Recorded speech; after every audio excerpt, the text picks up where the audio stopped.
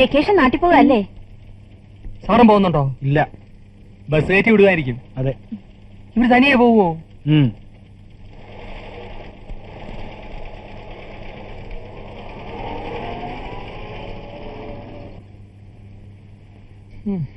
എങ്ങനെ ഉണ്ടായിരുന്ന വീടായിരുന്നു?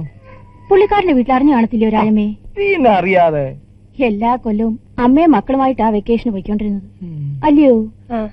സാറ് പോവുകയില്ലേ? ഗേറ്റ് അടയ്ക്കണം. ആ, വീട് അടച്ചിട്ട് പോണായിരിക്കും. അല്ല, സാറ് വന്നിട്ടേ പോകൂ. അത്രേ ഉള്ളോ? റോസമ്മേ, നമുക്ക് പോകാം.